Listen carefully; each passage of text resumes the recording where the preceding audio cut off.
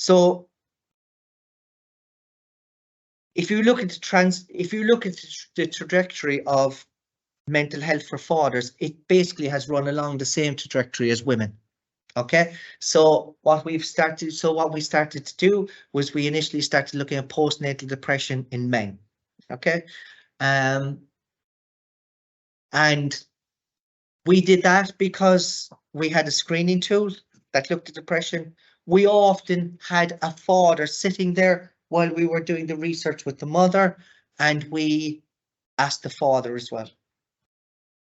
Ethical approval, but so that's how it came about a lot of the time. It was just kind of, we were running with it and trying to go along as best we could, so, but if you look at the research in general, perhaps fathers don't want to talk about depression. Maybe the way to talk to a father about his mental health is not by talking about depression, but we'll get to that. So basically, over the last 30 years, we've said that there is a huge push from the WHO, from the social agenda and the health agenda in Europe, to look at mental health in general. And that's really positive, because that's going to have a knockdown effect in terms of everybody. Subsequently, there's been a look in women's mental health as well. So, and over the last 20 years, we've looked at fathers. Basically, for the first 20 years of this type of study, and we're only talking about the earliest study was in the 1970s, 1968, which is surprising, but that was only a small study. But there was some studies done in the 70s and the 80s, and they started to pick up in the 90s. So the main body of evidence is less than 30 years old. But during that time, we would have spent 20 years of that looking only at depression. Only, not even, we don't even look at depression, we only just do research on it. Okay, so the majority of the work was looked at depression, and fewer studies looked at anxiety and looked at stress. Okay, so what is the evidence in terms of depression? This is what depression is. And so if you look at the prevalence rates there, they tend to be, for the perinatal mental health fathers, they're looking at 8.4%, but that's symptoms. Very few of those studies had a diagnosis. So you're looking at maybe double what's in the general population. However, it's not a diagnosis, therefore we can only say that it is symptoms of. But it would suggest that it may be higher. But again, we're not, those studies are specifically looking at fathers, and many of them have many, many limitations. Okay. Again, a lot of the symptoms that fathers have, they're transient and they're related to the situation that they find themselves in during that time. And it's more related around stresses and worries and concerns than it is about a diagnosis of depression anyway. Okay, so we moved from anxiety into from depression, looking at a bit of anxiety. So if you look at the general population, anxiety is more prevalent than depression. There's more people with a diagnosis of anxiety than there's with. So would it not suggest that in the perinatal period that we might find the same evidence? But yet we didn't really look there, and they certainly weren't looking for mothers either. There's still this whole thing that we have to get rid of, when we're talking about mental health.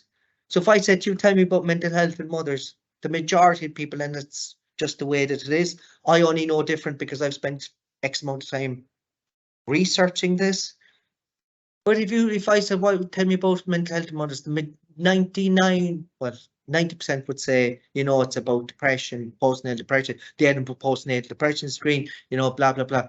I rarely would hear about anxiety, for mothers, or, or a lot would really hear about prenatal anxiety, or certainly stress would be very, very far down the list. So again, I'm not going to go into this whole theory of stress, but anxiety,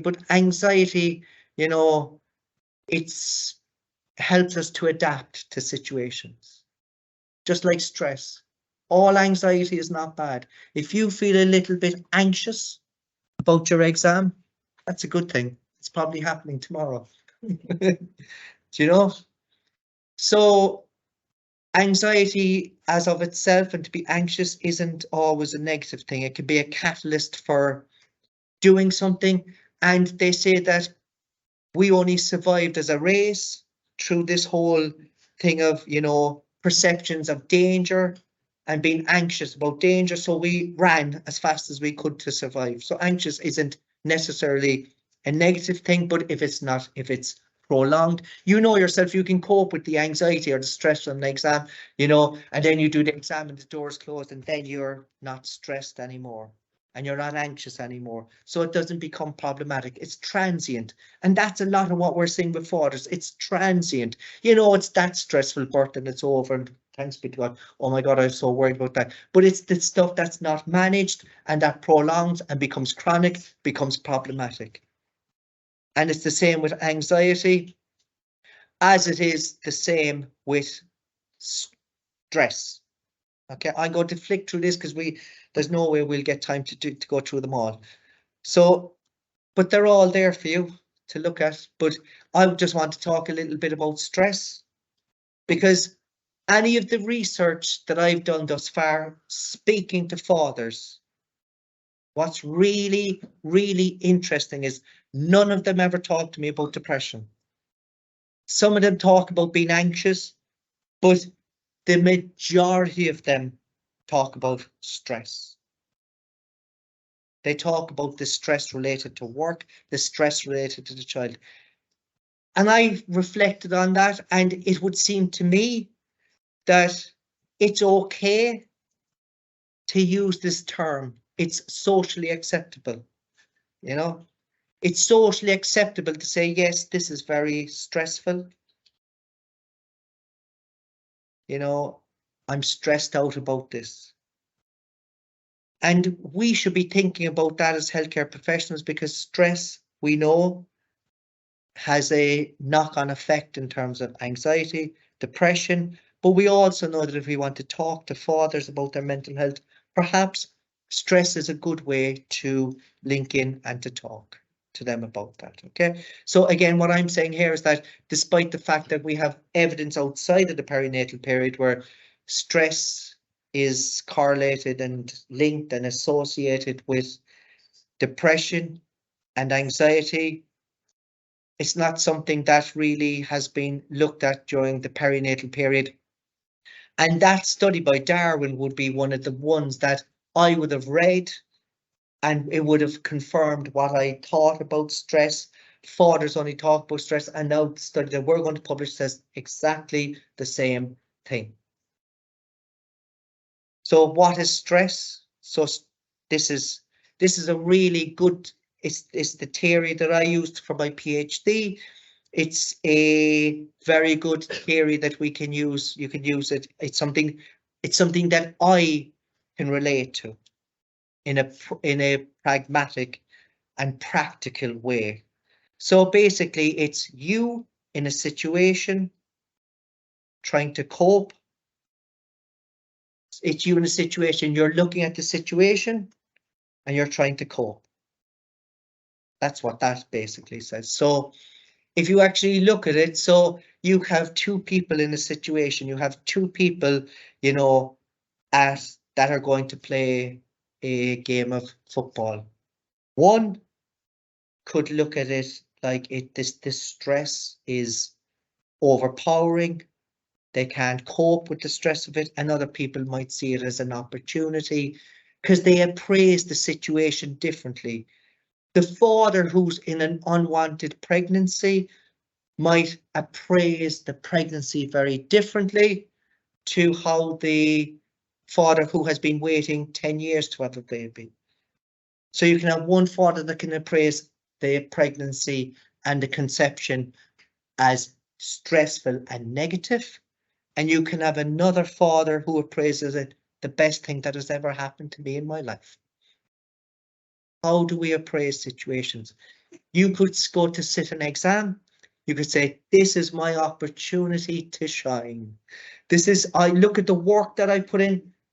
The person sitting next to you could literally be under the table with anxiety and stress because they appraise it as something that I'm going to fail this. I'm going to have to repeat the year. and I can't, cope, so on and so forth. So that's how I view stress, Stress is everywhere, stress is every day. Stress has become a term that we use now all the time, okay?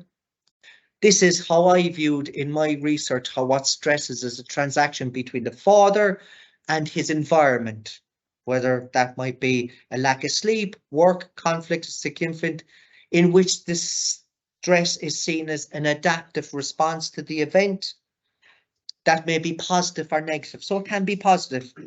There is evidence out there to suggest that stress is something that can be positive. It's called eustress. And you see that in athletes, if the stress gets them going, it gets them pumped up. I mean, you'd want to be a little bit stressed out at the start of the 100 meters, like you would want to be too chilled and not stressed. You want to, it can be a positive thing. But again, whereas we look at stress only negatively, don't we? Like if I say I'm stressed today, you don't look at me and go, oh, he's lucky, isn't he? To be stressed. No, it's a positive thing, but there is a positive aspect of stress that we don't link into. So despite those positive aspects of stress, unmanaged stress, and we know this across populations, unmanaged stress becomes problematic in terms of anxiety and depression. Okay.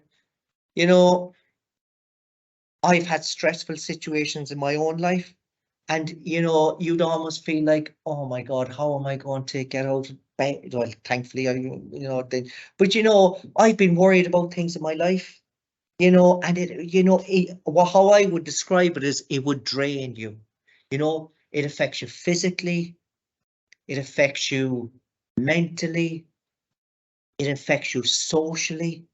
Oh God, I can't just cope with that. There's too much, So it impacts all your life. And think about this at a period where you not only feel this stress and inability to cope, but it's also during a time where you have a new infant, you have a partner.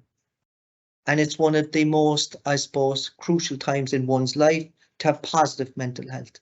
Like if you're becoming a mother, that's the time probably in all the time in your life when, you have another person to support. How important is mental health, positive mental health and well-being during that period? And it's the same for fathers, okay? So things that you need to consider when you think about stress is how is it measured? What are the levels? What factors contribute to it? And what factors are protective for it? And you need to think, when was the study undertaken? Was it in the antenatal, postnatal, in the intranatal? What tools were used? What was the sample? You need to, when you read your research, you need to take all these things into account. Was it young fathers? Was it subsequent fathers? Was it minority group fathers?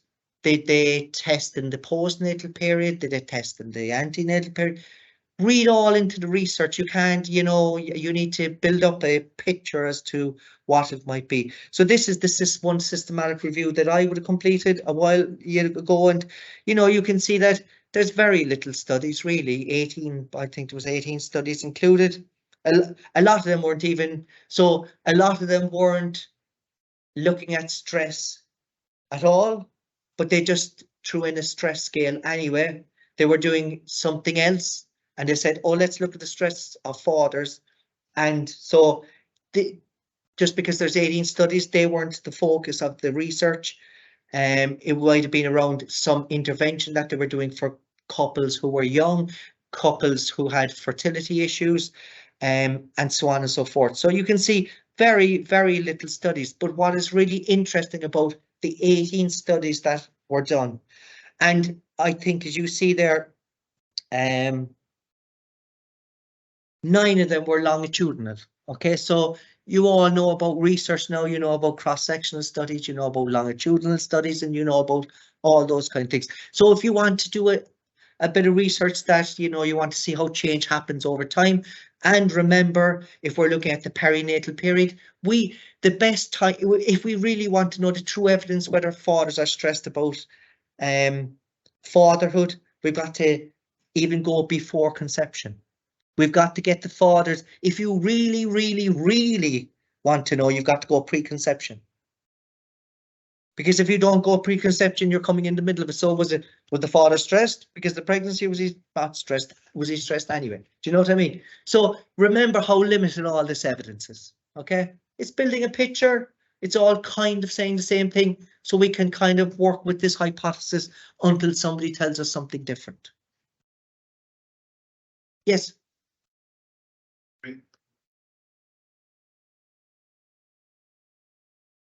Search cosmological domain, say domain of expectations, changing expectations to fathers in transition to fatherhood during years. Now this is stress in let's say 2020, but fathers in the 50s, 60s, there were other expectations to fathers.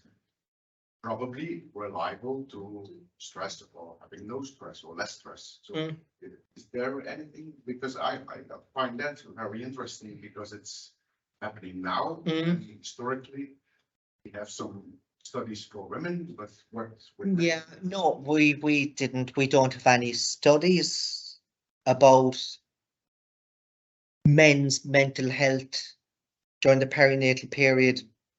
The first study that I've come across was 1968. But we don't have, I suppose, what we do know, like, and I suppose it's trying to paint a little bit of a picture. So what we do know is that the role of fathers has changed drastically. So that is something that we have evidence about.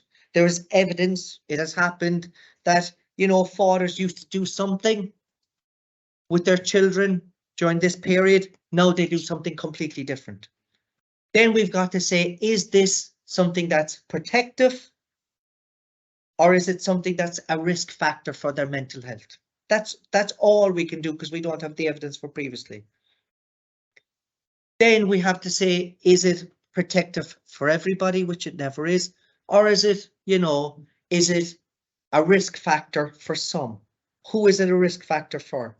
So, for example, we have dual roles now. So before, really, the role of the man was to go to work and the other stuff was mother's business.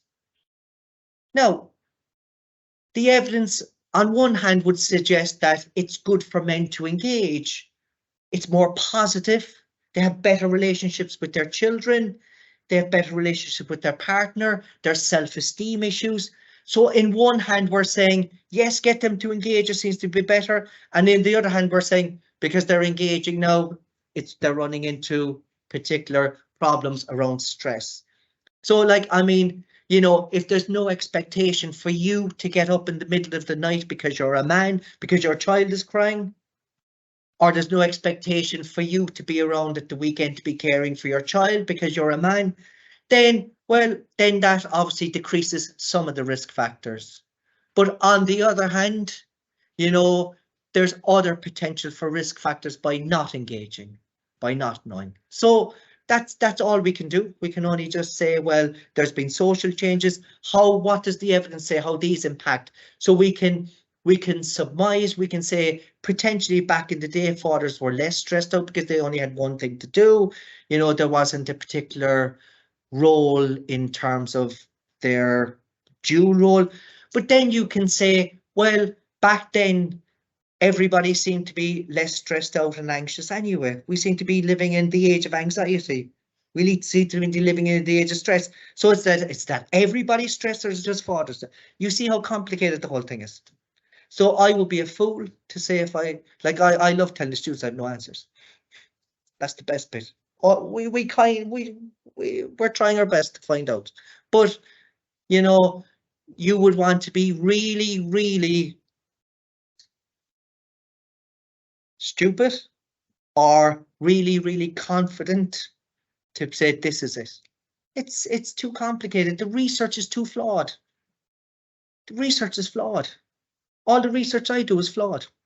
You can pick holes in it, no problem. You know? It doesn't mean that there's not something happening. It doesn't mean that we're not building up the evidence. No piece of research is perfect. Everything can be almost contradicted by another piece of research. Researchers use research to put forward the points that they want to put forward at times. So at the end of the day, this is, you know, what we have in terms of the evidence that we have with the research that we have done. I don't know, maybe things were, I think people were less stressed before in general, people were less anxious in general, I don't know. I think back, like I have children, and I think like the stress is like with technology, phones, like when I went home, you know, you went home and that was that, and you know, you went out and you played with your friends, and you know, you might have had a fight with somebody, you know, and you might have physically fought with them, or you might have verbally, and then they went home and you went home, and you know, you slept and you probably met the next day. Now you're on the phone, and there's the group, and the, like, surely this must be all, you know, surely this must be a new thing, a new phenomenon, stress and fill up.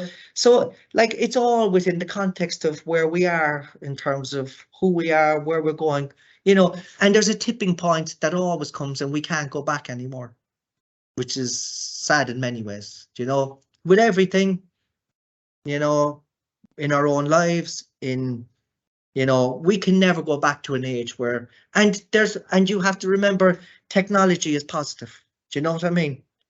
But there are certainly negative consequences as well to it, you know, but yeah, so that's where we're at. We don't know the answer to that, among other things. But if you look at the stress, the 18 studies and the longitudinal studies that we looked at, basically they had this shape, which is correlates with what the other evidence with the fathers were telling in the qualitative. Now, there's only about 13 qualitative studies done today with fathers and their mental health, so we have very little evidence, but ironically, they're all saying the same thing. Do you know what I mean? So I think qualitative evidence is really good. I really like qualitative research because, you know, you can't deny somebody's experience. So if a father's telling you he's anxious, he's anxious. Whether that's, you know, and you can say, why are you anxious? What's causing this? So it's good to build up that body of knowledge as well. So with the findings with stress, it goes like this: the antenatal period, then you have building up, the birth, and then in the later postnatal period, it seems to dwindle out as fathers begin to cope. There's less stress, people are in a rhythm, a routine, and that's what you talk to the fathers. That's ironically what they end up saying to you. Okay. So what factors contributed to stress? That's really important for clinical practitioners. We need to know what are the factors that cause whatever it is, like what causes, you know, you can go into the medical field, you can go into whatever, what is the cause of something, because you need, if you know what causes something, then perhaps you might be able to preempt it, you might be able to proactively interact and engage. So you look there, so what were affecting fathers? The evidence suggested financial, the worry, and we discussed that. So I'm not going to go into detail around this now, but then ironically, those studies were all done for the systematic review that we did. And then I spoke to fathers, and in 2023, they're basically telling me what the qualitative research stated.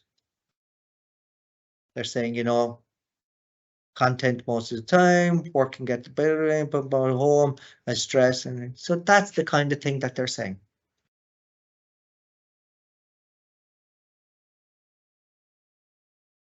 Relationship factors.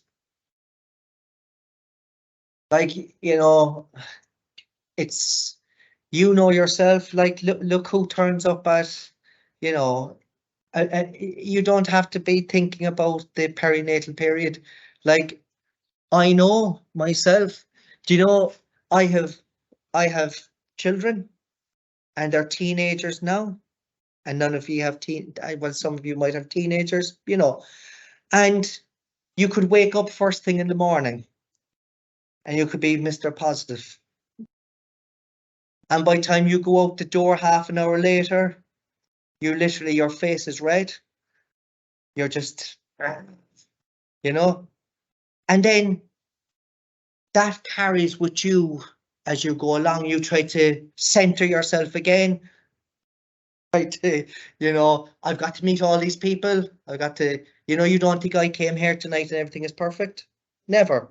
So, but I know for a fact, when myself and my wife, when we're not having, when there's an argument and I go to work, I kind of, it's not the same. And that would only be something small.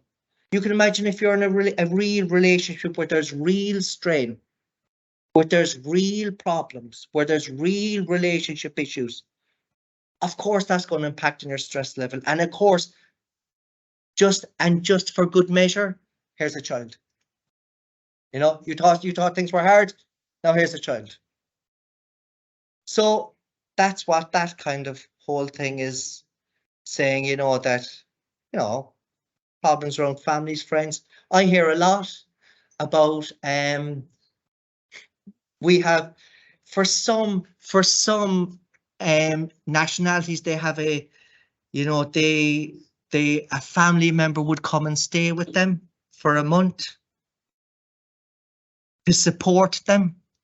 And for some of that people, that is just the ultimate in stress elevation, depending on the relationship. Yeah. So that person will be much better off without that person coming to support them, because it's a relationship problem. You can't separate yourself from your relationships. Like, you wouldn't be here today, your parents, your partner, whoever is like, try studying with a partner that says, I do not want you to study. I hate the fact that you're studying. That's the thing. Without a supportive partner, the first thing that they do in UCC is for graduations, they say to the people on the first thing, turn around, you're there because of them. Because if you don't have that, where are you going to be? So think about if you had somebody, and then you have other levels, domestic violence, abuse. We know that interpersonal violence increases during the perinatal period, not decreases, increases. So you have all that stuff going on with relationships as well. Something to really consider as a practitioner is how the impact of the infant's health, how that impacts on fathers. A lot of the fathers in that study said, everything was going well, happy out, infant got on well, the labour was horrible, the infant became unwell, blah, blah, blah. So the relationship, child factors, and fatigue and other physical factors as well. So if you look at that piece of research, what it says is that the majority of fathers, experience some level of stress. That doesn't mean it's negative. Remember that, and most will be transient. That's important. The early postnatal period was identified as the most stressful. It was actually labour. It was like that. It was during labour. I don't know why that there. Multiple causes of stress, including the ones that are identified, and it points to maybe looking more towards stress, because fathers talk about stress, they're willing to engage about stress, so that might be an avenue to engage with fathers. Because we're really out of time, I'm not going to talk about this study, which was the coexistence study, but it's there for you. I think this could be an important study going forward, because it's very limited, very, very limited. It's a cross-sectional study, but it's the first time that the coexistence of symptoms were looked at for fathers. So was there an associate? Actually, there's the one word that you use is so important. So we have association, correlation. What other terms do we use? A relationship. So, because this was a cross-sectional study, I can say that, there is some type of relationship. You can't definitively say there is absolutely an association, but what this piece of research actually pointed out, and it's all there for you, and it's published as anyway, and it's in the findings. So what this pointed out was that, you know, the coexistence of symptoms was similar to, you know, the symptoms just of anxiety and depression. And when fathers had one symptom, and I'm only talking about symptoms, only the symptom that they had was stress. Depression was the one that was least. But I'm going to move on if you don't mind, and that's there and that has been published, and you can look at the findings there. There's no problem. What it does say is that we need to move away from looking just at depression. You know, we've got to consider stress, we've got to consider anxiety, but we also have to consider how the symptoms interact and whether there's something with the coexistence. It's the first study that's done. There's going to be more studies done. It's going to look at it more in depth and so on and so forth. I just want to talk about practice because if you remember, it says research and practice. So I've spent an hour and a half, 2 hours talking about research. Will we do 2 hours on practice? No. Why? We ain't got nothing to say. That's it. Practice. I'm not aware of any practice that happens formally for fathers in the perinatal period. I'm aware of support groups that informally support fathers. I'm not aware of any policy anywhere in the world. I'm not aware of any guidelines like the NICE guidelines. I'm not aware of any of that in relation to fathers' mental health. I've looked for protocols, guidelines, procedures, policies, and have yet to find any. So practice is quite short. However, this is what Fodder said in our paper.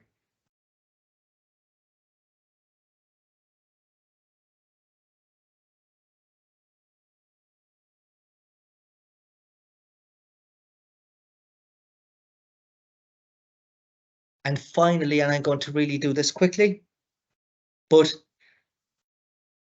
practice will develop over time. It will. It's going to happen. It's something that, you know, eventually somebody will realize. Like, and I have a responsibility. You know, they say too much to whom much is given, much is expected. You know, so I have a responsibility. But the good news for me tonight is that I have shared the responsibility. So you go and this share is a problem shared is a problem halved, they say. But it will happen. But how it's going to happen, I don't know. But I feel very obliged to do, you know, work on a policy that I'm working on at the moment. But that has to be commissioned by the government, and that's not easy because if the government say yes, then they have to follow up and they'll be accountable. So if I say we need this support service, then they need to implement that. So it's very complicated, but we're working on it and we will get that there. One of the really interesting things to finish up is that one of the unintended consequences of paternity leave is mental health outcomes. So something that intrigued me from the first piece of research I did was that I noticed, and it was a tiny piece of research, but what I did notice that the fathers, and believe me, it was a very small piece of research. It didn't have the best methods used, but what it did show me was that the fathers that had mental health, elevated scores, tended not to take paternity leave. I thought, is there something here that we should look at? And I did. And one of the unintentional consequences of paternity leave is that it impacts fathers' mental health. So there's a conference next September in Dublin that I'm going to speak at about men. It's from Sweden, and Sweden have unbelievable mental or paternity leave for fathers. What's it in Belgium? How many days? 4 weeks. 4 weeks. Yeah. And it's 4 weeks, and what type of payment is associated with it? Do you get full payment? Full payment? 60%. So this research that I don't know, do I have any quotes yet? But yeah, so the fathers in this piece of research talking about paternity leave, they said, we can't take it, you only get €260 a week.